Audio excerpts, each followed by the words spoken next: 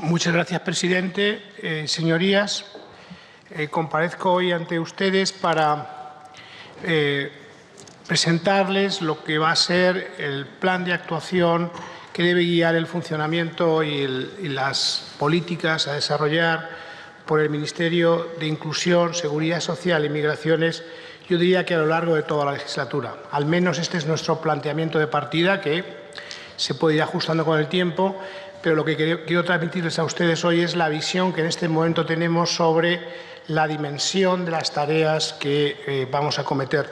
Y me parecía útil recordarles de entrada lo que es la estructura del Ministerio, porque lo que les voy a contar tiene mucho que ver con cómo los tres grandes bloques de actuación que tenemos.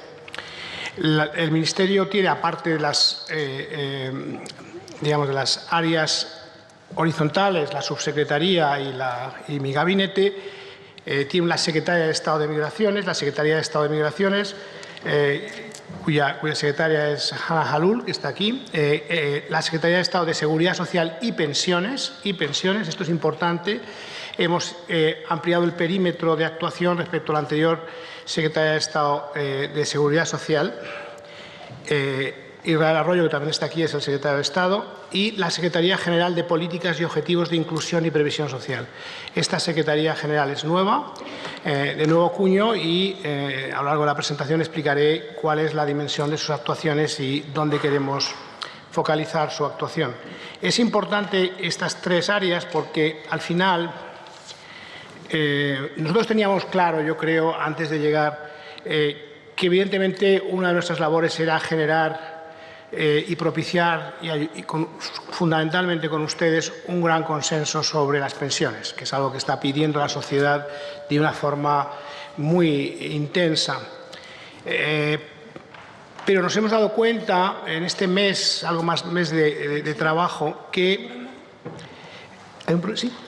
Que no ven nada. Que no ven nada.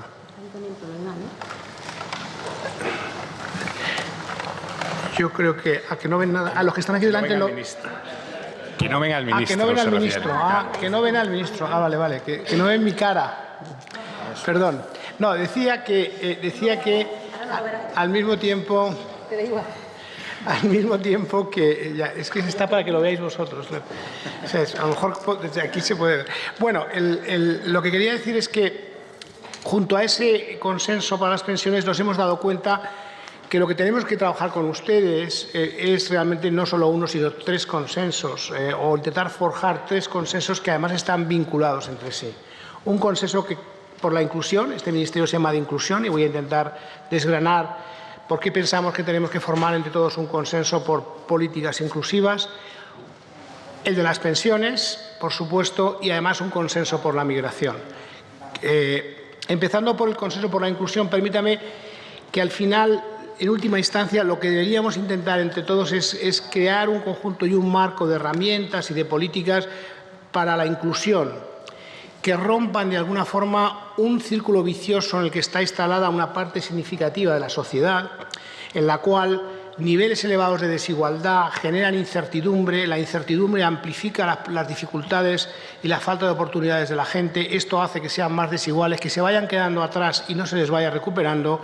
Y esto, que yo creo que estaremos de acuerdo todos, que en distintos niveles de la sociedad es algo que está presente y genera desasosiego y genera inquietud, debe revertirse con políticas adecuadas, políticas inclusivas que hagan que esto pueda revertirse y que pasemos del círculo vicioso a un círculo al menos menos agudo y eventualmente entrar en un círculo virtuoso donde podamos ir integrando más gente en la sociedad que se ha ido quedando atrás.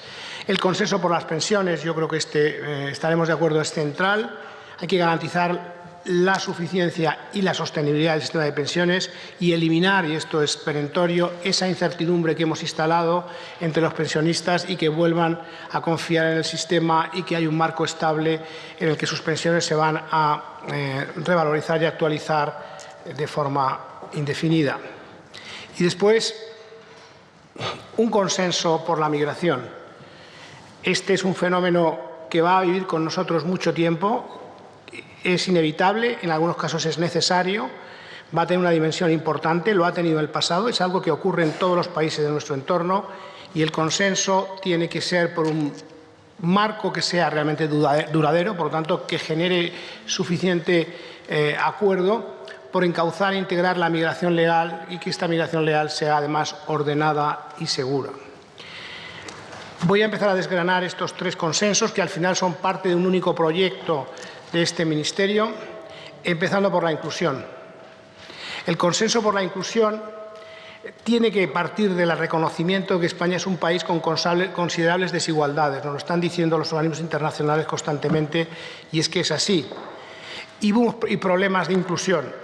Desde el Ministerio vamos a disponer en la Secretaría General a la que me he referido de herramientas que puedan potenciar el crecimiento inclusivo. Por una parte, y esto tiene que ver con lo de objetivos, vamos a poner en marcha un sistema de indicadores y métricas de desigualdad que permitan orientar hacia la inclusión la acción política. Y por otra parte, este Ministerio va a establecer un ingreso mínimo vital que va a estar bien diseñado, va a ser muy preciso y que responda de una forma clara al concepto de inclusión. Pero antes de desgranarles estas 2 dimensiones de la Secretaría General de Objetivos y Políticas de Inclusión, permítame que centremos un poco el contexto. Y el contexto pasa por constatar la situación de desigualdad de España. Aquí tienen un primer gráfico en el cual pueden ver identificado España. Este es un indicador bastante utilizado porque compara, digamos, los ingresos del 20% de la población con rentas más altas frente al 20% de la población con rentas más bajas. Como vemos, estamos muy por encima en este indicador de desigualdad de la media europea, muy lejos de los países con estándares de igualdad, los nórdicos, Holanda, etcétera, incluso Francia, y solamente Italia está ligeramente por encima de nosotros. Pero es que además, y estos eran datos del 18, si miramos lo que ha pasado en los últimos 10 años, vemos que España, es el gráfico de la derecha, este indicador de desigualdad ha ido a peor. Algunos países que han aplicado políticas más focalizadas durante este periodo y que partían de niveles más altos que el nuestro, por ejemplo Portugal o Grecia, han conseguido, como ven aquí, reducir este indicador de desigualdad significativamente. Bueno, se pueden hacer políticas, se puede mejorar. Nosotros partimos de un nivel muy distante de los mejores niveles europeos y además durante los últimos 10 años ha ido a peor. Si miramos la parte todavía más baja de la distribución de renta, lo que llamamos los indicadores de pobreza severa, que son aquellas personas que tienen un 30% de la renta por debajo de la mediana, que su renta representa el 30% de la mediana de la distribución de renta. Aquí vemos a España, es el país con la tasa de pobreza severa más alta de Europa. Y llamo la atención por el Reino Unido, porque si en el anterior gráfico se habrían fijado, en el Reino Unido era un país que tenía un nivel similar al nuestro, mirando indicadores del conjunto de la distribución.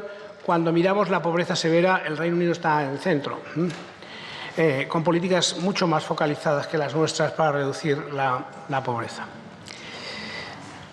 Aquí, y para terminar, que vean la foto de partida a la que nos enfrentamos, y me parece que es muy importante que todos sepamos cuáles son los indicadores que utilizan los más rigurosos los organismos internacionales cuando nos miran y nos comparan con otros países. Un indicador que mira toda la distribución de la renta, no solo una parte de la distribución, los más pobres, los con las rentas más altas, es lo que se conoce como el índice de Gini, que es un índice acotado entre 0 y 100. Y aquí aparecemos nosotros, y fíjense, este es el índice de Gini, este es España, y aquí tenemos a una serie de países de referencia. Este es el Gini antes de la acción de las políticas públicas. Como vemos, los niveles de desigualdad antes de la acción de las políticas públicas en España no son muy distintos de los países de nuestro entorno. Digamos, el desenvolvimiento económico, con las estructuras económicas que tenemos en los países europeos, tienden a generar un cierto nivel de desigualdad que después se corrige, se mitiga con políticas públicas. Aquí tienen ustedes ahora el Gini, es decir, descontada esa parte de arriba de la barra, la acción de las políticas públicas, la acción de las políticas redistributivas en los distintos países. Por lo tanto, la barra clarita de arriba refleja la capacidad que tienen las políticas públicas en cada caso por mejorar los índices de desigualdad. Y como vemos, España tiene un primer de partida muy deficiente. Solamente Italia está en una situación peor que la nuestra y vean ustedes cómo otros países consiguen ir a niveles de... Los Ginis que terminamos comparando son los de abajo, los de estas barritas, ¿no? Aquí los pueden ver un poco en el diferencial entre el Gini antes, digamos, el nivel de desigualdad antes de la acción de las políticas públicas y después, y cómo España tiene políticas muy poco eficaces. Este es el punto de partida en el que estamos y yo creo que conviene que todos seamos conscientes. Y esto al final se refleja en que todos los organismos internacionales, cuando miran esta fotografía y miran a España, nos hacen recomendaciones desde el Fondo Monetario Internacional, la ONU, la Unión Europea. Este es un constante en las recomendaciones que desde fuera de España nos hacen. Ustedes tienen un problema, tienen un nivel de desigualdad muy alto y sus políticas públicas no hacen lo suficiente en este sentido. Y además esto queda reflejado claramente en la opinión pública. Cuando en el Eurobarómetro, que saben que es esta encuesta común a todos los países europeos, se hace la pregunta de si el Gobierno debe tomar medidas para reducir las diferencias en ingresos, el porcentaje de ciudadanos a favor en España es abrumador, lo ven ahí, y comparen con los países que mejor.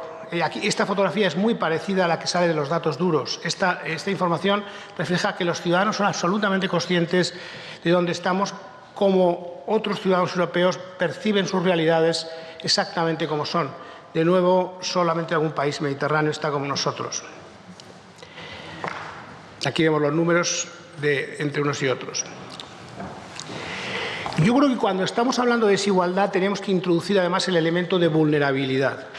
Además de que los datos, hay desigualdades de renta, hay percepciones y realidades donde hay personas vulnerables. Y esa vulnerabilidad en ocasiones tiene que ver no solamente con tu renta hoy, sino con la percepción de que te va a ir mal en el futuro, que eres vulnerable a nuevos fenómenos, a la inseguridad en el mercado de trabajo, a la inseguridad sobre la vivienda, el mercado inmobiliario, a los riesgos que puede tener uno en su ciclo vital, la jubilación, hablaremos más adelante, a la incertidumbre de acceso a oportunidades de educación, a los riesgos que vienen de la globalización, de muchos factores, cambios tecnológicos. Es decir, tenemos colectivos, personas que crecientemente, aunque no podamos decir que tienen un problema de desigualdad agudo, su percepción sobre el futuro es de inquietud, de desasosiego, y esto es algo que desde las políticas públicas hay que interiorizar, incorporar y diseñar. De nuevo, aquí la hemeroteca nos ayuda a ver en este collage un poco impresionista dónde estamos y la problemática que tenemos. Por lo tanto, de alguna forma, cuando nosotros hemos estado reflexionando sobre esto las últimas semanas, hemos llegado a la conclusión que lo que tenemos realmente es una especie de círculo vicioso que arranca de unos niveles de desigualdad que les he ilustrado y que son objetivamente así. Esos niveles de desigualdad generan falta de oportunidades y la intervención del Estado no es precisamente una intervención, a diferencia de lo que ocurre en muchos países de nuestro entorno, no es una intervención muy eficaz. Esa falta de oportunidades genera a su vez incertidumbre, desasosiego, preocupación. Esa incertidumbre se ve a su vez incentivada por todos estos fenómenos de la globalización, donde gente sospecha que se va a quedar atrás y a veces termina quedando atrás, y esto es algo que al final hace que se vaya realimentando, genera más desigualdad, genera situaciones y percepciones de que estoy fuera del sistema, que me he quedado atrás, que no me van a ayudar, y a su vez terminas entrando en callejones sin salida. Esto es sobre este círculo vicioso que se alimenta por estas palancas y con estos elementos, es sobre lo que debe actuar las políticas públicas, rediseñándolas desde una percepción, desde una concepción mucho más de políticas inclusivas a las que me voy a referir a continuación. Una política inclusiva, miren, yo que en trabajos anteriores he tenido que evaluar muchas políticas públicas, lo que he observado es que en muchas ocasiones son políticas que se conciben a veces con la mejor de las intenciones muy arriba.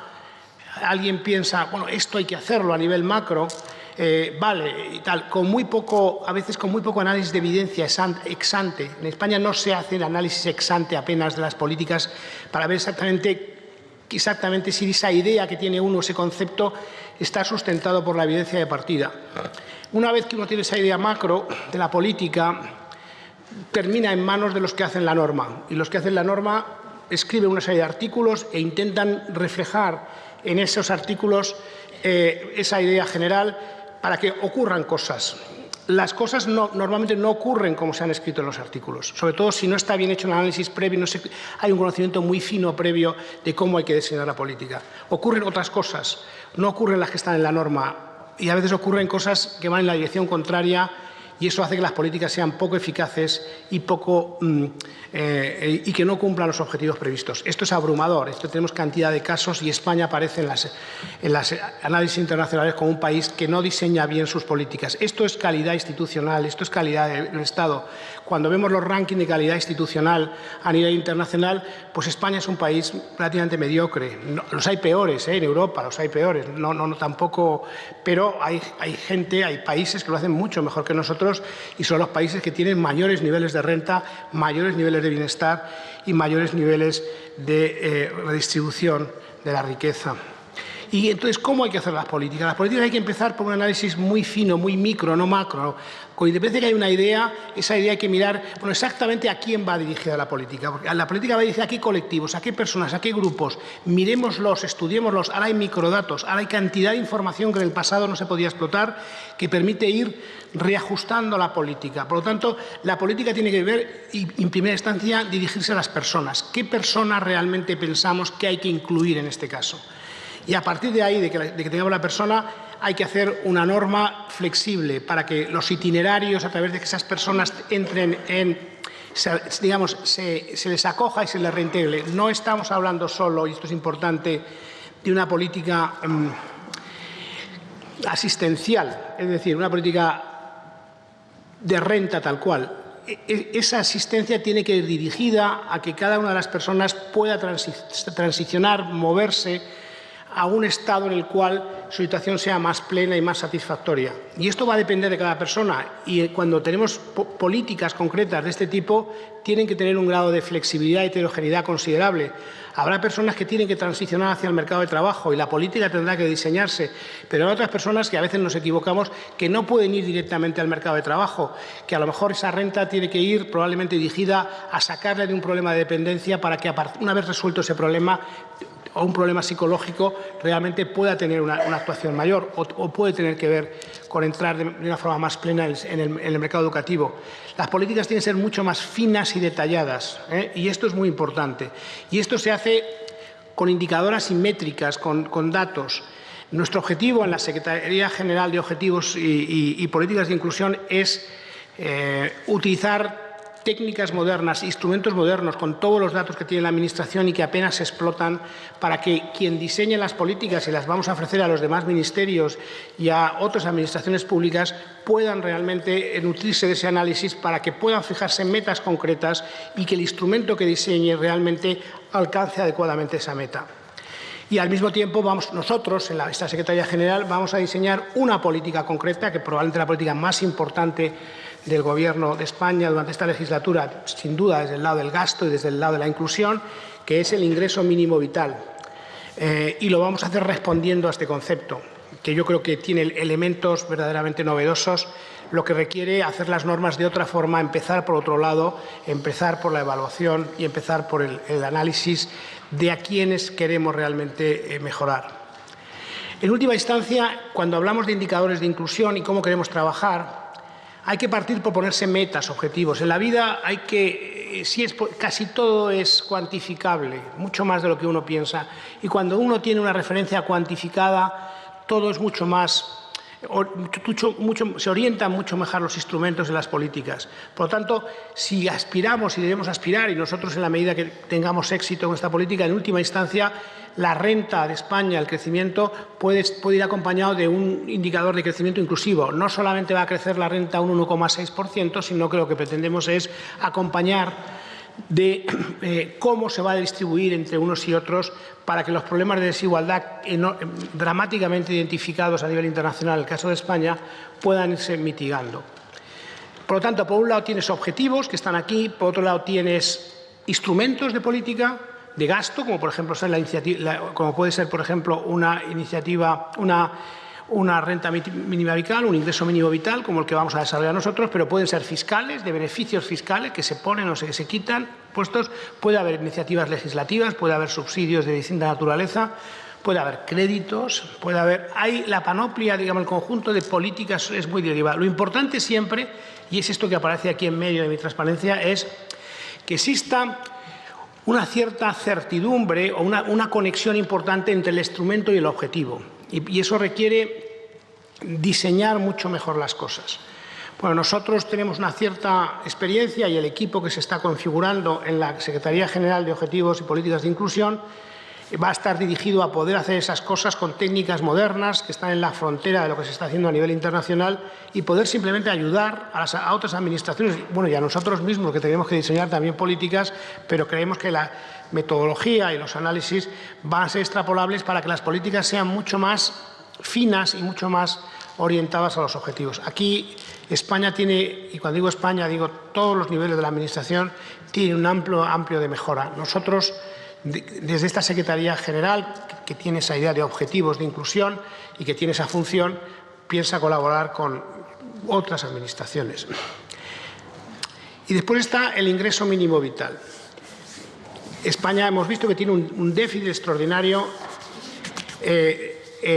en políticas inclusivas y redistributivas.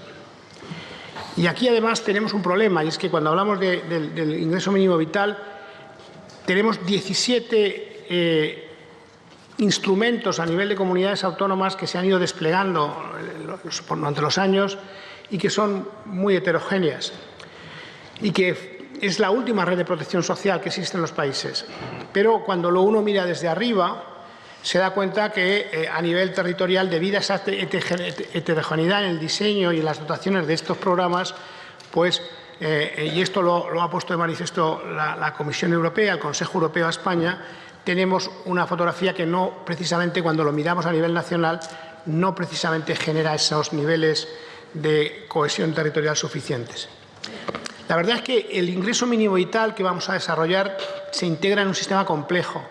Por un lado, tenemos a la Administración General del Estado, tenemos ya prestaciones no contributivas de desempleo que están instaladas, la que es responsabilidad del Ministerio de Trabajo, en conexión también con las comunidades autónomas. La Seguridad Social, es decir, mi ministerio, tiene prestaciones no contributivas para jubilación, maternidad, invalidez. Por otro lado, las comunidades autónomas tienen estos programas, cada una lo diseña individualmente, de rentas mínimas. Y en última instancia, las entidades locales, que son los que por proximidad en muchos casos tienen que lidiar no sé la palabra, tienen que acoger e interaccionar con los colectivos más vulnerables, tienen a veces que desplegar sus propias ayudas, aunque no sean precisamente las competencias más propias de ellos. Esta es la fotografía de partida que tenemos y que tenemos que ser conscientes cuando introduzcamos un nuevo instrumento como es el ingreso mínimo vital. Solamente en el caso de la Administración General del Estado tenemos, y ahí pongo la lista, no la voy a detallar, pero lo dejo para su información, prestaciones de la Seguridad Social en 4 o 5 ámbitos y prestaciones a través de los servicios públicos de empleo en 4 o 5 ámbitos sin querer ser completamente exhaustivo. Las prestaciones por hijo a cargo, que es una prestación que aparece en el ámbito de la Seguridad Social, es, por cierto, la primera sobre la que podemos operar nosotros en nuestras actividades.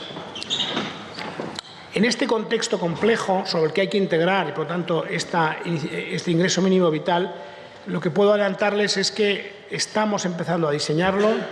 Es algo que cuando tengamos los mimbres más cerrados, lo traeremos aquí, iremos discutiéndolo, entiendo que mejorándolo entre todos e intentando buscar un consenso en torno a esta política y a este ingreso. Lo que tenemos claro son un poco los principios que tienen que inspirar el desarrollo de esta norma y de este instrumento? Primero, tiene que ser flexible, porque hemos quedado que detrás del concepto, digamos, de la gente que se queda atrás, de las personas que se quedan atrás, hay mucha heterogeneidad. Por lo tanto, tenemos que diseñarlo flexiblemente porque hay necesidades distintas de inclusión en los colectivos y esos distintos itinerarios tienen que quedar bien reflejados en la norma. Tiene que ser eficaz. Al final, en última instancia, el resultado final es que los verdaderamente beneficiados tienen que ser los colectivos más vulnerables. Sabemos, por análisis que se han hecho en España y en otros países, que a veces algunas de estas normas, algunos de estos instrumentos, por rigidez administrativa, por problemas de diseño, terminan resultando que los que realmente son más vulnerables no terminan accediendo a la prestación, porque o no se enteran o no son capaces de entrar en el sistema por los canales de entrada y, por lo tanto, la eficacia de la norma, del instrumento, termina siendo menor.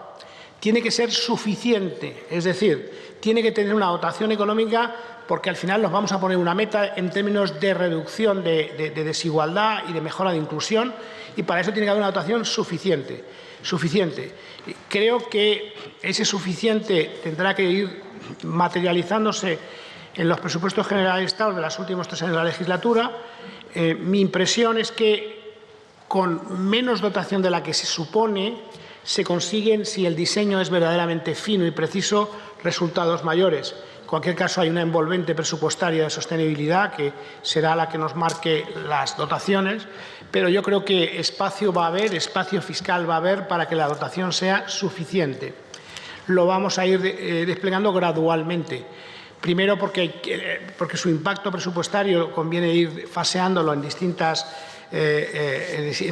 ejercicios presupuestarios y también porque al final eso nos permite ir viendo y evaluando el funcionamiento de cómo va desplegándose el instrumento. Tiene que coordinarse con los distintos niveles de la Administración. Hemos visto que hay prestaciones con las que hay que interaccionar, que tienen que estar anidadas y no tiene que ser una prestación más, tiene que ser un mínimo nacional sobre el que se puedan construir sobre otras prestaciones ya existentes. Hay que reordenar el sistema de prestaciones y, sobre todo, tiene que ser evaluable. No solamente va a haber una evaluación ex ante muy fina de cómo queremos diseñar, basada en la evidencia y en los datos, de cómo queremos diseñar este instrumento, sino que ex post, a posteriori, la propia norma tiene que establecer mecanismos que en este momento en España no suelen existir en las normas de comprobación sistemática que los objetivos se están cumpliendo y, si no, hay que rediseñar el instrumento. En última instancia, y con esto termino este primer bloque en el que les invito a que reflexionemos y veamos cómo podemos construir un consenso en torno al concepto de inclusión. En última instancia, de lo que se trata realmente, si queremos reducir desigualdad, y esto está hay mucha evidencia, para reducir desigualdad de una forma efectiva, estructural y perdurable en el tiempo, hay que mejorar la movilidad social. Hay que dar oportunidades a la gente para que se integre y tenga movilidad social. Miren, eso queda muy reflejado en este gráfico, que no es fácil, pero que en este eje horizontal volvemos a este índice de Gini, que es el índice de desigualdad. Cuanto más nos movemos hacia el centro, más igual es un país. Cuando nos vamos hacia la izquierda, a mi izquierda, es más desigual. Y el otro eje es un indicador de movilidad social. Los países que tienen más movilidad social están aquí más cerca del eje y cuando hay menos movilidad social están hacia abajo. Sin entrar en los detalles, quien esté interesado os lo puedo contar de cómo se mide la movilidad social. No es algo evidente, pero los técnicos han hecho estimaciones bastante precisas. Aquí están los países, aquí está España y, como veremos, la fotografía nos pone en la situación media-baja, como podíamos sospechar. Somos un país con una desigualdad media-baja y con un nivel de movilidad social media-baja. ¿Dónde queremos ir? Pues queremos ir y transicionar hacia los países europeos que tienen niveles de desigualdad más bajos porque tienen la movilidad social, las oportunidades que se generan a través del sistema educativo, a través del mercado de trabajo, a través del mercado de la vivienda son mayores. Esta es la fotografía que debería reflejar nuestra ambición, la ambición que debe estar detrás de las políticas. Bueno, esto se puede intentar con métricas concretas y con políticas desarrolladas de una forma más más precisa, yo diría, y moderna, si me permiten la expresión. Y con esto termino el primer bloque de mi presentación y el primer consenso que pongo encima de la mesa. El segundo es el consenso por las pensiones. Yo creo que aquí voy a ser más escueto, si me lo permiten, porque justo la semana que viene, en una semana, compareceré ante el Pacto de Toledo y allí es donde creo que van por delante de ustedes, aunque sean ustedes, las caras algunas coincidan en las dos comisiones, porque es el pacto el que tiene que recomendar, presentar a través del Pleno y después al Gobierno el cómo debe reconducirse este problema de las pensiones, pero en la segunda, si todo va bien, en la segunda parte de esta legislatura, en el segundo periodo de sesiones, las normas que puedan emanar de las recomendaciones se tienen que elaborar aquí. A nosotros nos parece, por empezar con el calendario, nos parece que no es... voy a insistir, pero yo creo que quiero arrancar este bloque con una afirmación rotunda, que es que la seguridad social es solvente. A pesar de los números, la información que llega, y voy a intentar explicar por qué, tenemos una seguridad social sólida y solvente como punto de partida. Es verdad que a partir de mediados de la década el aumento del gasto por envejecimiento va a hacer que el gasto en pensiones aumente, pero va a aumentar, pensamos nosotros, si se producen determinadas condiciones y lo hacemos bien, de una forma gestionable y manejable desde el punto de vista presupuestario, manteniendo pensiones suficientes y tasas de reemplazo similares a las actuales. Este es el segundo mensaje que quería dejar con ustedes y después, por supuesto, que el Pacto de Toledo es el marco donde hay que devolver certidumbre a los pensionistas y a los futuros pensionistas. Porque la fotografía de partida es esta.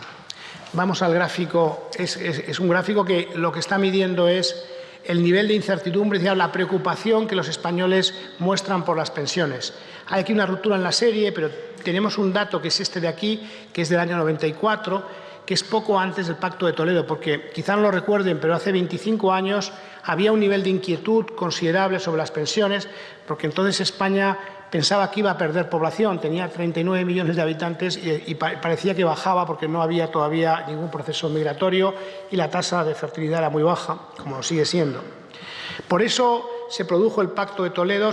El Pacto de Toledo es una respuesta en el año 1995 a esta preocupación.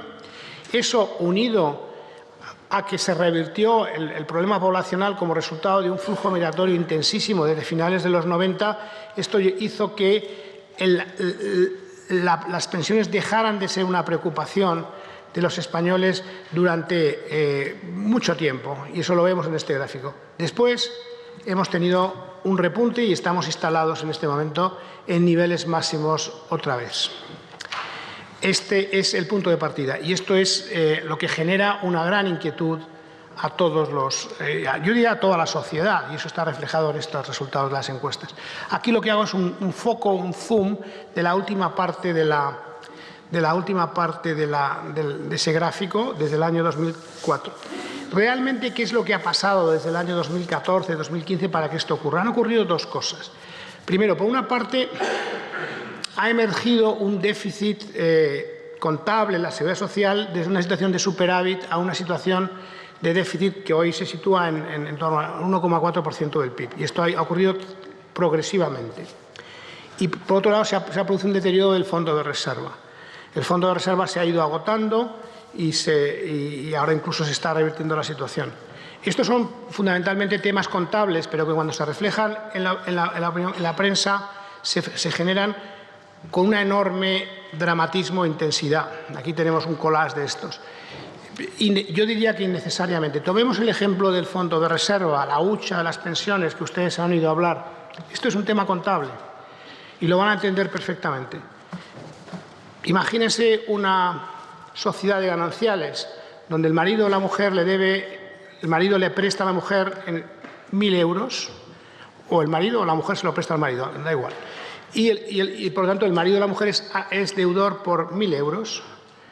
Bueno, el marido es acreedor o es deudor, según la situación, y la inversa. Y cuando uno mira la fotografía de uno de los dos, pues lo ve como en una situación de gran deuda y financieramente muy difícil, y al marido lo ve en la situación contraria a la mujer. Pero ¿qué es lo que importa aquí? Las sociedades gananciales, en última instancia. ¿Y cómo está la sociedad gananciales? En equilibrio. Pues esto es lo que pasa. El fondo de la seguridad social, cuando estábamos bien dotado, ¿en qué estaba invertido? ¿En qué estaba invertido? En deuda pública. En deuda pública. La seguridad social le estaba prestando el Estado. Ahora es el Estado el que le está prestando a la seguridad social. ¿Cómo está la sociedad gananciales? Pues la conciliación de los dos. Esto es así y ha sido así siempre. Pero nos parece un tema dramático a todos. Por lo tanto, este dramatismo que instalamos sobre la sociedad tiene un origen, por un lado, en este problema, y el segundo origen tiene que ver con estos análisis de medio y largo plazo que se han ido instalando.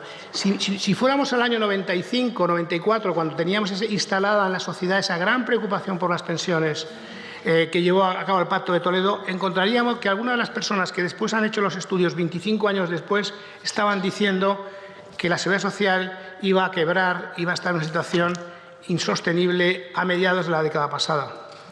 Es decir, no contaron que la sociedad responde, el mercado de trabajo responde y hubo un flujo migratorio considerable que permitió recuperar la situación. De tal forma que la sociedad no estuvo en ningún caso en una situación complicada, como hemos visto. Bueno, hoy tenemos ese mismo tipo de estudios sobre hipótesis y análisis extraordinariamente alarmistas y exagerados. Y al final todo esto, y volveré sobre ello más adelante, y mucho más la semana que viene, el Pacto de Toledo, genera una situación absolutamente inaceptable, porque estamos instalando sobre los pensionistas que no tienen, son de los colectivos más vulnerables en la sociedad, que además no tienen ninguna capacidad en muchos casos para revertir sus rentas futuras o mejorarlas por el ciclo vital en el que se encuentran, les estamos diciendo constantemente que sus rentas futuras están en riesgo y en gran riesgo, cuando no es verdad y cuando no va a ser verdad. Esto genera, en primera instancia, una situación intrínsecamente injusta. Pero es que además les estamos haciendo, en algunos casos, tomar decisiones económicas que probablemente no tomarían en estas circunstancias. Por su ciclo de vida, por situación de vida, es cuando tienen que estar desahorrando, cuando tienen que estar consumiendo o ayudando a sus hijos, a sus nietos. Pero en cambio a lo mejor están decidiendo que tienen miedo, que están inquietos y que tienen que ahorrar más. Eso es lo que estamos instalando en la sociedad, nosotros no poniéndonos de acuerdo en el Pacto de Toledo sobre cómo resolver este tema. Pero es que además esto intensifica los problemas del sistema, merma los ingresos de la seguridad social, porque aquellos colectivos que pueden elegir la base de cotización, como son los autónomos, ¿qué hacen? Si creen esto de que la seguridad social está en una situación muy difícil, pues probablemente cotizar por mínimos. Y al cotizar por mínimos, por el mínimo que tienen, ¿qué ocurre? Que la seguridad social tiene una merma de ingresos. ¿O qué ocurre con aquellos que deciden, aunque probablemente pensaran que pueden trabajar más, a meterse en alguna de las opciones de jubilación anticipada? Eso al final debilita a la seguridad social. Luego, este nivel de incertidumbre que hemos instalado en los últimos años por no ponernos de acuerdo sobre ese tema, a su vez genera un círculo vicioso sobre la propia sostenibilidad del sistema. Aparte de que lo más importante es una situación intrínsecamente injusta que no podemos tolerar. Y al final termina provocando desafección por el sistema y eso además se puede comprobar. Miren ustedes, para que vean que este tema de la seguridad social y de su déficit tiene poco sentido, aquí les voy a enseñar en este gráfico es la evolución de cómo desde el año 2011 ahora la seguridad social ha ido transicionando de una situación de superávit, que son estas barras de aquí, a una situación de déficit. Y la línea que hay abajo es el déficit agregado del conjunto de las administraciones públicas, es decir, la seguridad social más el Estado, más las comunidades autónomas, más los ayuntamientos. ¿Tiene sentido que en una situación común de ciclo económico, según se va deteriorando el déficit de la seguridad social, va mejorando enormemente el déficit del conjunto de administraciones públicas? ¿Ustedes creen que esta fotografía hace sentido? Pues no hace sentido. ¿Y eso por qué tiene que ver? Y esto es el punto 1 del Pacto de Toledo, tal como quedó redactado a punto de aprobarse hace un año.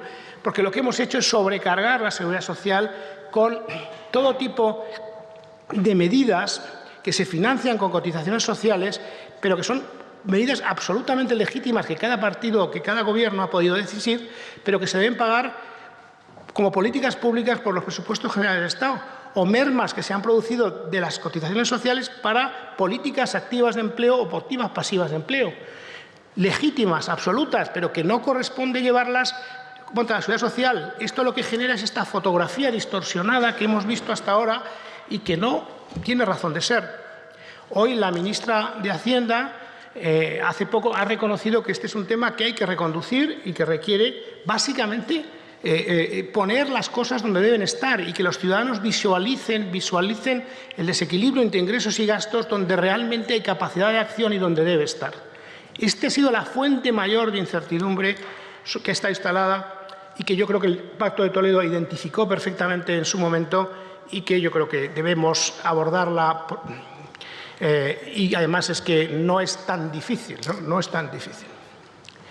El segundo elemento de incertidumbre al que me refería tiene que ver con el medio plazo.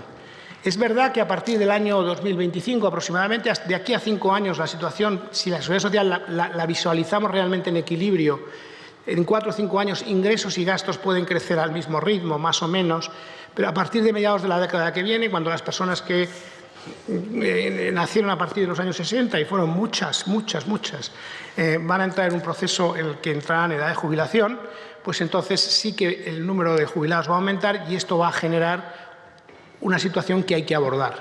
¿Cuál es la dimensión del problema? Bueno, desde la Seguridad Social estamos ya trabajando en tener las mejores estimaciones, los mejores números. Hasta ahora la Seguridad Social no ha sido muy activa en poner encima de la mesa sus propios cálculos, pero realmente quien tiene los cálculos mejores y los datos mejores, como no puede ser de otra forma para hacer los estudios, es la Seguridad Social, que tiene los expedientes laborales de todos nosotros al máximo detalle y los puede proyectar y ver los resultados.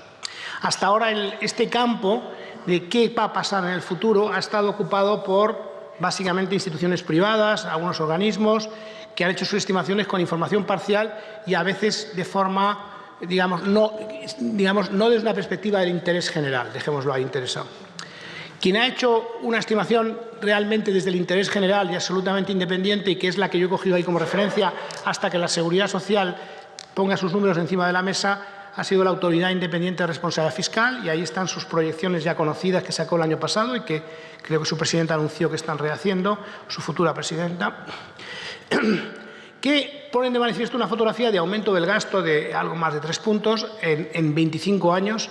Esto realmente, que no lo digo yo, lo dice la AIREF, cuando se compara con otro tipo de estimaciones que se han hecho, a veces son el doble de esto, y eso es lo que ha generado mayor inquietud. Realmente, un aumento de 3 puntos en 25 años es algo manejable y abordable desde el punto de vista de la gestión de la seguridad social. Y lo es fundamentalmente porque tenemos una palanca muy importante que no hemos explotado y que explicará el Pacto de Toledo. Aquí ahora voy a ir directamente a esto, que es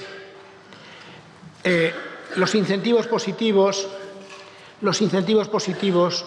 a que la edad efectiva de jubilación se acerque a la edad legal. Tenemos una edad legal de jubilación entre 67 y 65 años, según el expediente laboral de cada uno.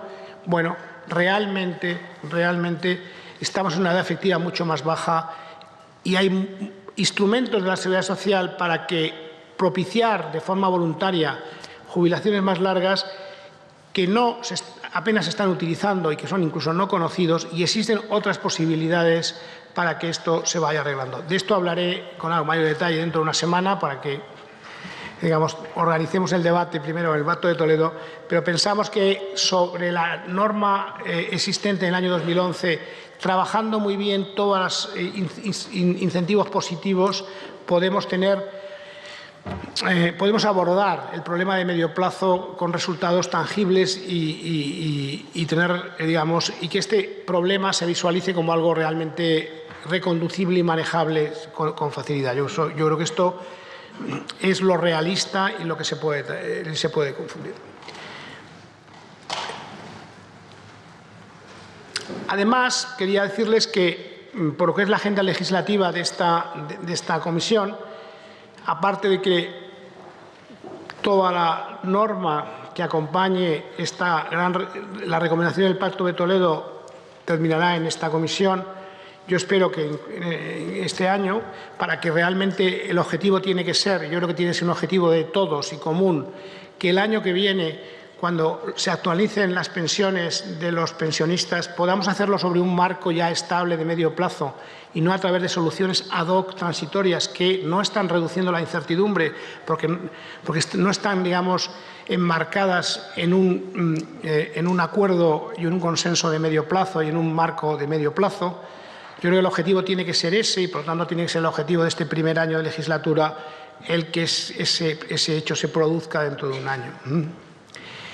Siendo ese el objetivo principal, nosotros tendremos que traer alguna cosa más y hay un tema que tenemos, en lo que estamos trabajando, que es el complemento por maternidad, que hay que rediseñar tras la sentencia del Tribunal de Justicia de la Unión Europea, que ha establecido que este es un complemento por maternidad que genera problemas, digamos que no es, pues que debe abrirse también no solamente a las mujeres sino a los hombres, con lo que está produciendo es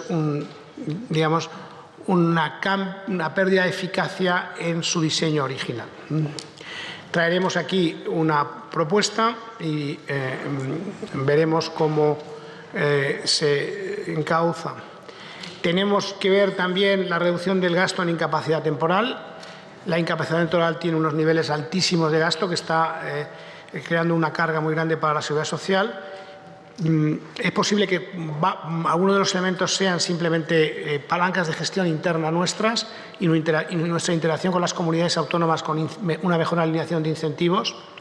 La Seguridad Social se gasta 300 millones de euros al año en incentivos a las comunidades autónomas para, la incapacidad, para que gestionen la incapacidad temporal.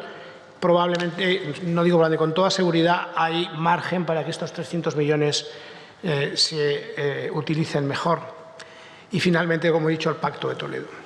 Con esto termino el segundo consenso que quería proponerles a ustedes y que pasa primero por el Pacto de Toledo y después, sin duda, por esta comisión.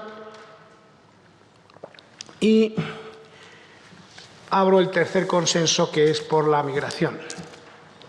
Yo creo que aquí, permítame con una referencia general, necesitamos gestionar la realidad migratoria de hoy, pero también, y esto es muy importante, la realidad migratoria de hoy es cambiante, volátil, por la geografía que tenemos y por el entorno en que nos movemos, pero tenemos que planificar mucho mejor las necesidades a las que tenemos que enfrentar en los próximos años, cuando se produzca este gran envejecimiento de la población nacida en España. Y por eso es clave construir un consenso duradero en torno a una migración legal, segura y ordenada. Al mismo tiempo, tenemos que enfrentarnos a situaciones inmediatas de gestión, y ya lo estamos haciendo desde la Secretaría de Estado de Migración, yo diría día tras día.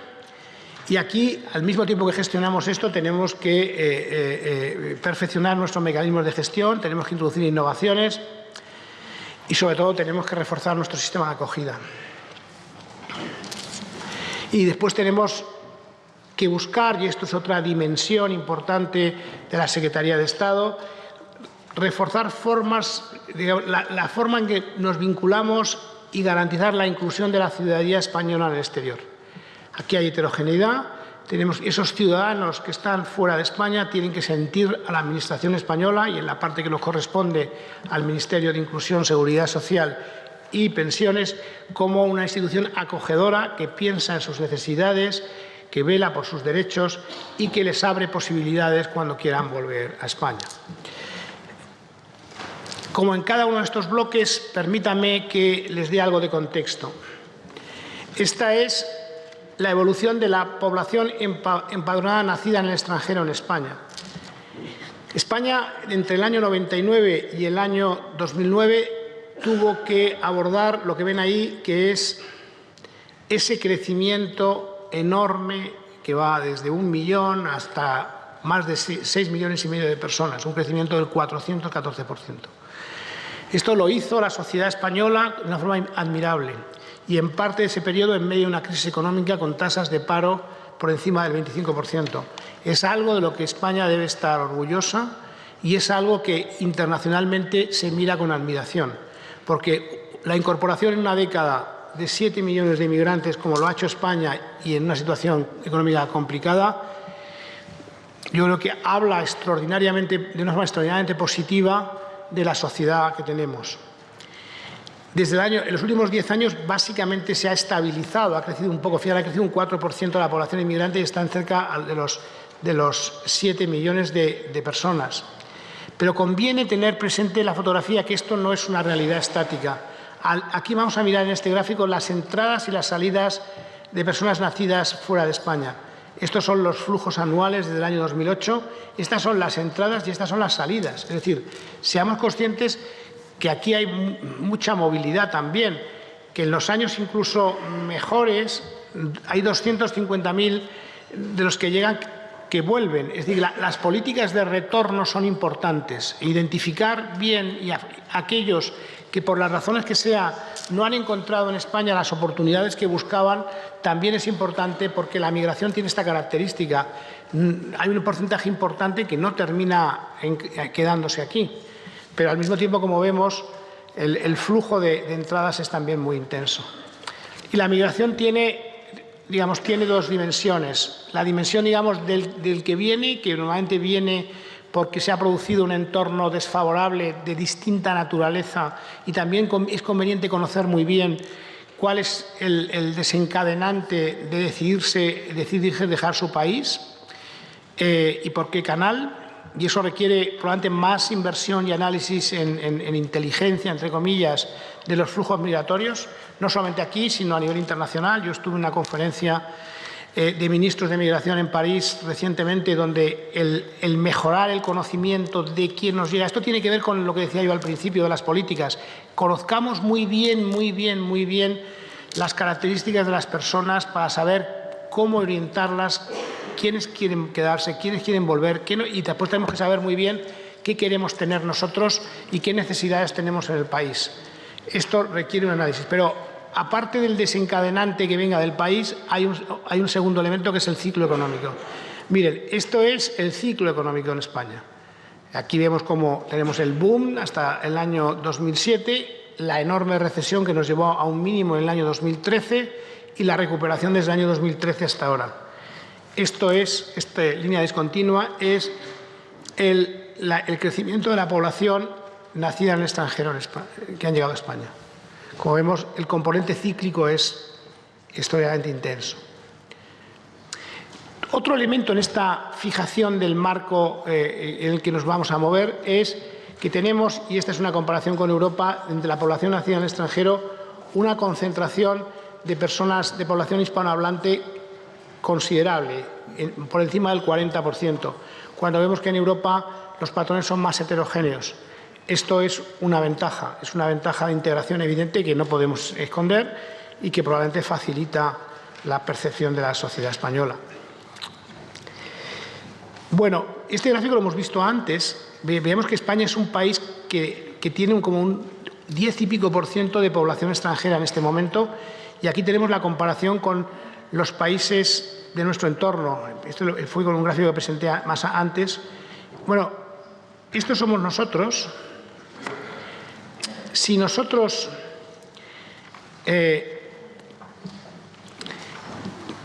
aunque nosotros tengamos un flujo de migrantes comparable al que hemos tenido en el pasado, en los próximos años, no llegaríamos ni siquiera a tener el nivel, de inmigrantes que tiene hoy Suecia. Es decir, digamos que el país está preparado, hay países que han integrado porque tienen políticas bien diseñadas y políticas de inmigración legal y ordenada y segura muy precisas, han sido capaces de gestionar el fenómeno migratorio de una forma muy adecuada. Y esto lo van a ver ustedes reflejado de la forma siguiente. Miren, esta es la evolución de la población española desde el año 90 hasta la actualidad. Teníamos unos 39 millones de personas, aquí lo ven, y ahora estamos en 46 millones de personas. ¿Qué hubiera pasado si no hubiera habido migración? Si la migración hubiera sido neto en España desde el año 90 ahora, pues la población sería 41 millones de personas. Y si realmente esta subida aquí de la línea discontinua a partir del año 2008 tiene que ver casi exclusivamente con el aumento en las tasas de fertilidad, resultado de que los inmigrantes tienen tasas de fertilidad muchísimo más altas que la de los nacidos en España. Con lo cual, si eso no hubiera ocurrido, esta línea básicamente hubiera sido constante. Eso fue el análisis que se hizo a mediados de los años 90, por ciento, para decir que el sistema de pensiones estaba en quiebra porque el envejecimiento sin aumento de la población nos iba a llevar a esta situación. Esto fue lo que ocurrió. Pero realmente tenemos 46 millones. La pregunta que tenemos que hacernos es si el flujo migratorio hubiera sido cero neto, como decían aquellos estudios que se hicieron a mediados de los 90, no ya cuál sería nuestro sistema de pensiones hoy, cuál sería nuestro estado del bienestar con 39 millones de personas. Bueno, pues esta es una reflexión que nos debemos hacer ahora y que nos la tenemos que hacer mirando hacia adelante. Realmente, y esto es otra forma de verlo, aquí tenemos una calibración de cuál sería, porque una palanca que tenemos, es la que intento reflejar en este gráfico, es probablemente una palanca que la que se habla, y que es verdad, es aumentar la tasa de fertilidad. España tiene una tasa de fertilidad muy baja y hay países en nuestro entorno que han sido capaces de llevar la tasa de fertilidad a niveles de 1,7, 1,8 hijos. Suecia, Francia, Alemania está ya en 1,5. Y esto es algo claramente deseable para llegar a una situación en que la tasa de reposición permita que la población no decrezca. Pero ya con el 1,3 que tenemos nosotros, por mucho que nos movamos en esa dirección, ya llegamos tarde para las próximas 2 décadas por este canal.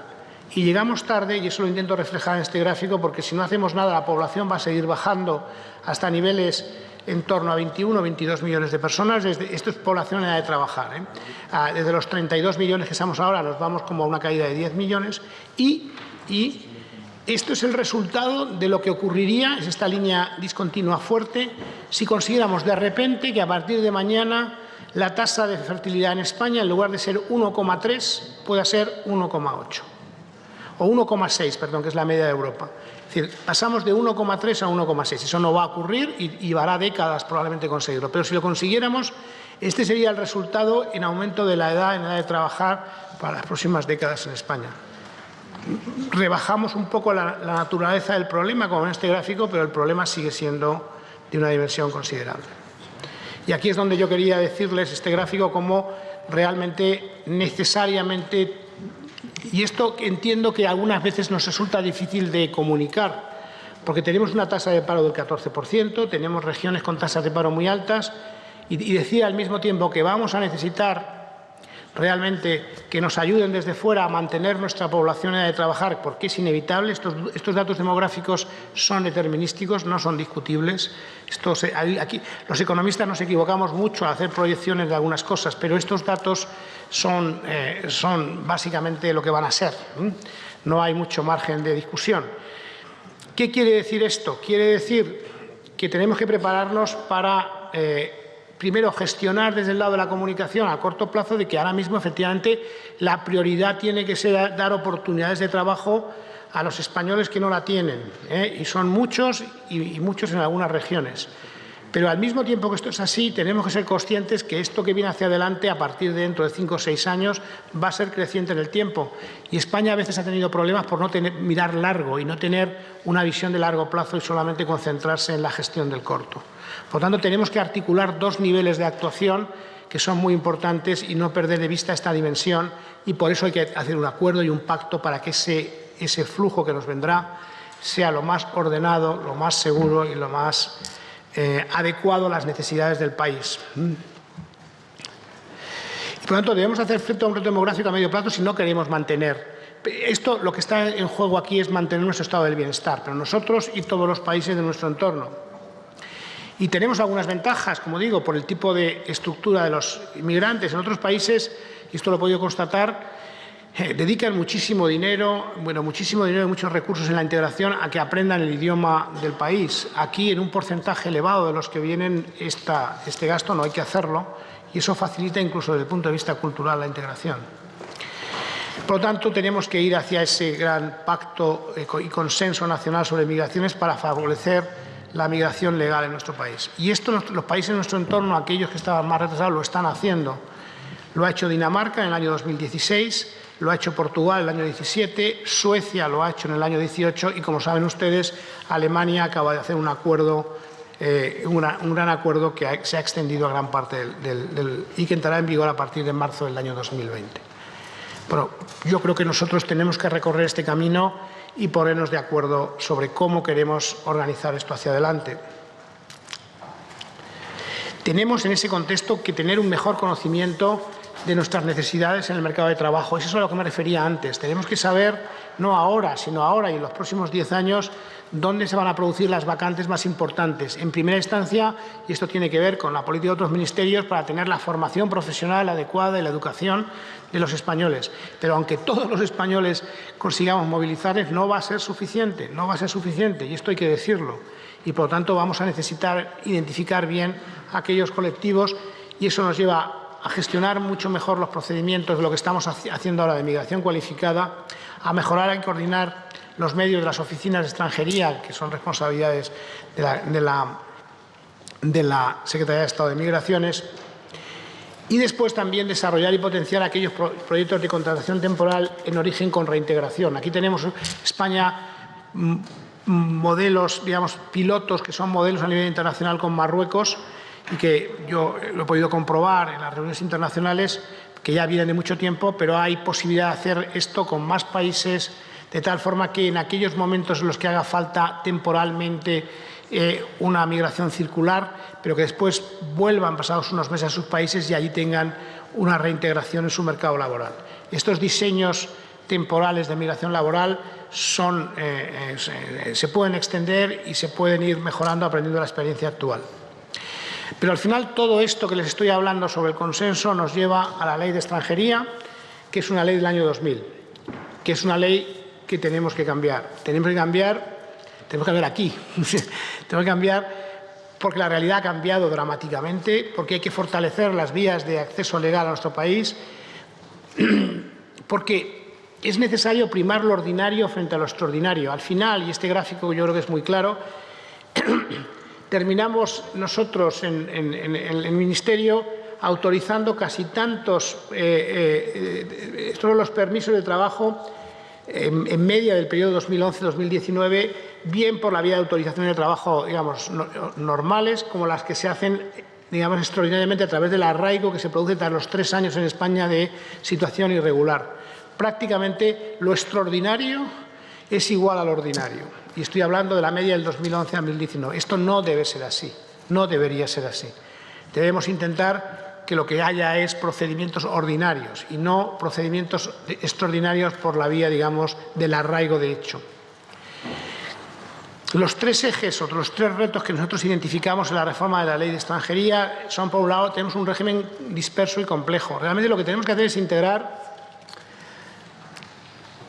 3 regímenes. Por un lado tenemos el régimen general de la Ley del 2000, tenemos el de los cualificados que viene de la Ley de Emprendedores del año 2013 y después tenemos a los ciudadanos comunitarios que nos vienen, digamos, por nuestra pertenencia al mercado único europeo.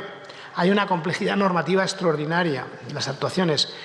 Lo que estamos viendo nosotros es que la rigidez burocrática es enorme y esto lleva a colas, a disfuncionalidades en el funcionamiento y a modelos presenciales poco ágiles que no pueden ser del año 2021. Funcionamos con procedimientos que no deberían ya existir. Y después trabajamos sin conocer bien la realidad del mercado laboral. Tomamos decisiones sobre quién debe trabajar en España, pero nuestro conocimiento de la realidad del mercado laboral, y estoy hablando de nosotros mismos, es claramente mejorable. Tenemos un catálogo de ocupaciones de dificultad cobertura bastante anacrónico y que en la práctica se muestra inútil. Tenemos que cambiar completamente el cómo identificamos los desajustes en el mercado de trabajo. Y tenemos que explorar las búsquedas, los visados de búsqueda de empleo como una opción que no estamos apenas utilizando. Y eso lleva a operar sobre 3 frentes en la ley de extranjería. Reordenar en un solo texto los regímenes de inmigración general y cualificada, es decir, de la ley del 2000 al 2013, simplificar extraordinariamente. Hay una heterogeneidad de actuaciones, hay un red tape, una densidad procedimental que no debemos aceptar, no sé cómo decirlo. Después hay las decisiones a nivel nacional difieren entre provincias, entre sectores. No tenemos realmente unos criterios homogéneos de funcionamiento. El sistema de migración familiar, de reagrupación, debería ser mucho más automático. Aquí se producen situaciones a veces injustas e inadecuadas por el procedimiento administrativo. Hay que flexibilizar. El catálogo de ocupación, es decir, la ocupación debe ser mucho más dinámico, debe basarse en un análisis de evidencia, de datos, de dónde están los desajustes. Aquí funcionamos mucho por Radio Macuto, ¿no? Y los criterios de aplicación de autorización de extranjería pues deberían ser instrucciones del Consejo de Ministros y no tener el rango normativo tan bajo que tiene en este momento en el Ministerio. Y después está la protección internacional. Esta es la dimensión de la migración ordenada, pero después tenemos una realidad que nos viene de nuestras obligaciones de protección internacional y de derechos humanos, y aquí hay que mejorar el sistema de acogida y fundamentalmente la gestión del aumento de las peticiones de asilo. Esto es, por darles algunos datos, como siempre, en cada uno de los bloques, la situación de partida. Las personas inmigrantes atendidas en costa. Lo que pone de manifiesto esto es lo volátil que es esta situación, lo poco control que tiene uno del país. Puedes tener situaciones, digamos, de muy baja entrada por costa durante años, se activan enormemente, vuelven a bajar. Por ejemplo, este año nos ha caído un 50% respecto al año 18, los migrantes atendidos por costa. Recuerden que cuando un migrante, la primera decisión es las primeras acciones del Ministerio del Interior, que es quien, pero inmediatamente la acogida es de nuestro Ministerio, inmediatamente después. Pero al mismo tiempo que nos está pasando esto, por cómo operan las mafias y cómo reajustan sus decisiones, estamos viendo un aumento sensible de la red de atención humanitaria en Canarias, que ha pasado en meses de acoger 150 personas a 710 personas en el mes de enero. Es decir, que después tenemos problemas logísticos que tienen que ver con cómo se mueven estos flujos. Y después tenemos el tema de las peticiones de asilo. Mire, España era un país donde no había prácticamente hasta el 2015 peticiones de asilo y tenemos una norma muy antigua. Y esto es lo que nos ha pasado. Estas son peticiones medias mensuales. Han crecido más de un 120%.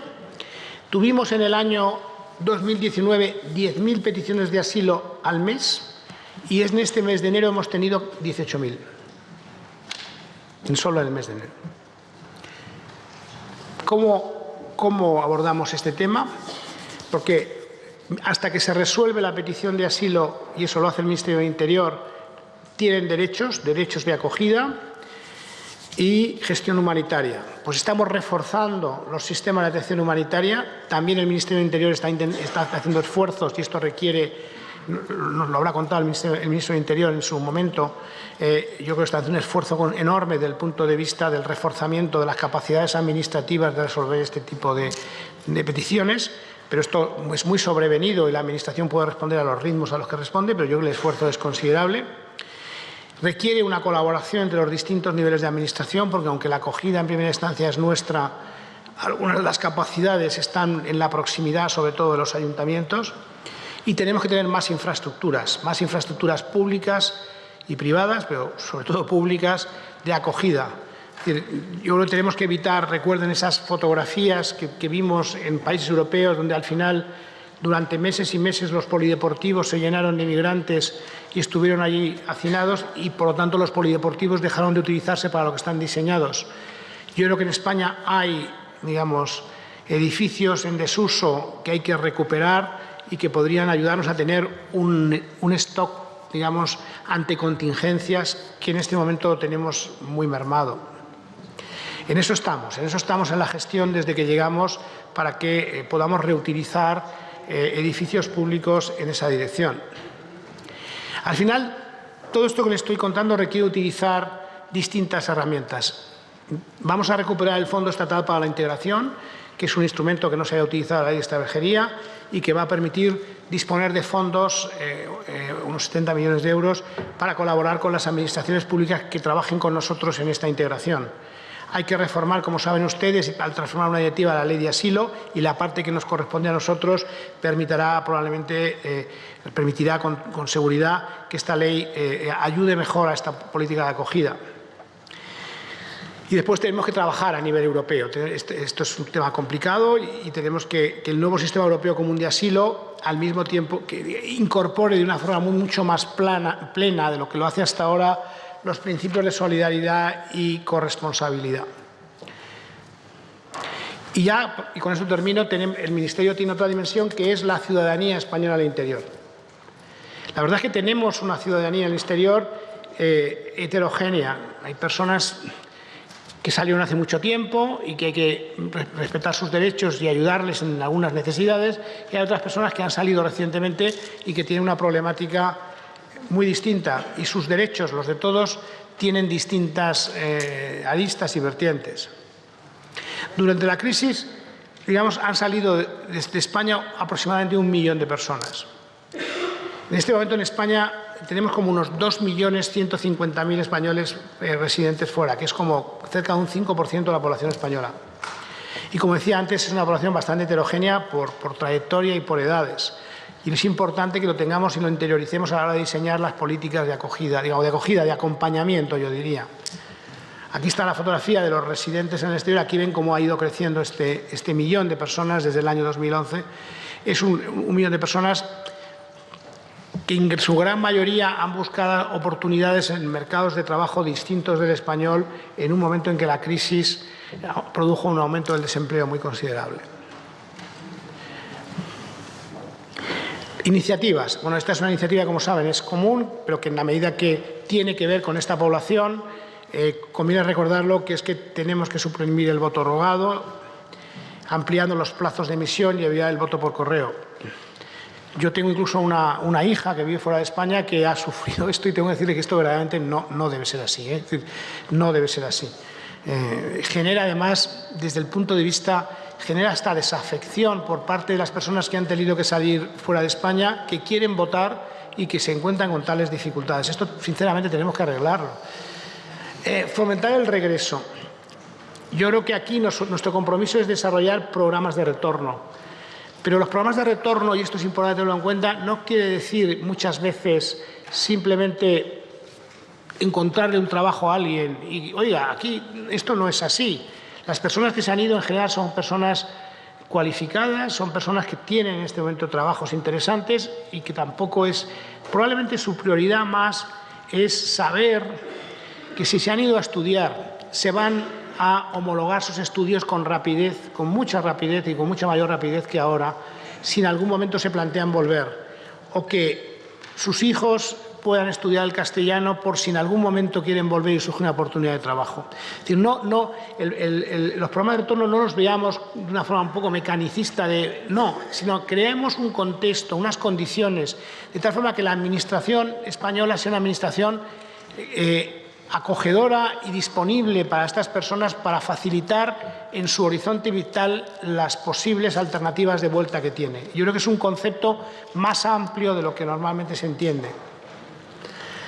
Y después tenemos que garantizar la inclusión. Al mismo tiempo que tenemos esta problemática, tenemos personas que llevan muchísimo tiempo fuera, que tienen necesidades y cuyas prestaciones tienen que estar, las prestaciones que despliega el Ministerio, tienen que estar orientadas a los más necesitados. Y aquí estamos evaluando las distintas prestaciones que hay, porque yo creo que de nuevo tienen que ser focalizadas y ver si realmente las prioridades están bien fijadas o no. A veces las políticas tienen mucha inercia y conviene en un momento determinado mirar la fotografía, sentarse y decir, realmente este dinero que es el que está yendo realmente a las personas que más lo necesitan. Es un poco volver al planteamiento inicial de mi presentación, que de alguna forma me hace un círculo final, y es que hablé de este tema y ahora termino con este tema en relación a los españoles que hace mucho tiempo se fueron de España y que ahora pueden tener que ser ayudados en temas muy concretos. Vamos a ver si exactamente estamos ayudando justamente a los que lo necesitan y de la forma adecuada. Y por lo tanto, y ya termino, y la verdad es que me he extendido más de lo que me hubiera gustado, pero les pido muchas gracias por su paciencia. yo quiero dejar con ustedes la posibilidad de tres, digamos, yo diría la necesidad de que nos trabajemos en tres consensos. El consenso por la inclusión, que es el consenso por disponer de herramientas y de un marco de diseño de políticas públicas donde las políticas realmente vayan dirigidas a que los que se han quedado atrás puedan transicionar a una situación mejor. Y eso lo vamos a hacer en primera instancia en el contexto del diseño del ingreso mínimo vital. El consenso por las pensiones para garantizar a todos los pensionistas que sus pensiones van a ser suficientes y que el sistema es absolutamente sostenible y trasladarles la certidumbre que necesitan y que eso responde a la decisión, digamos, de que todo el arco parlamentario está detrás y ha llegado a un acuerdo y lo despliega en torno a una norma como es la Ley General de Seguridad Social, y el consenso por las migraciones para trasladar a la sociedad que al mismo tiempo que estamos intentando que las tasas de paro se reduzcan y que vayamos integrando a aquellos españoles que no están integrados en el mercado de trabajo, sean conscientes que tenemos que tener un plan de medio plazo que podemos ir desplegando poco a poco para que la nueva migración que va a llegar y que tendrá que llegar en las próximas décadas se haga de la forma más ordenada posible, se haga con toda seguridad, con el rigor que se debe y responda fundamentalmente a las necesidades que tenga España en las próximas décadas. Muchas gracias, presidente, señorías.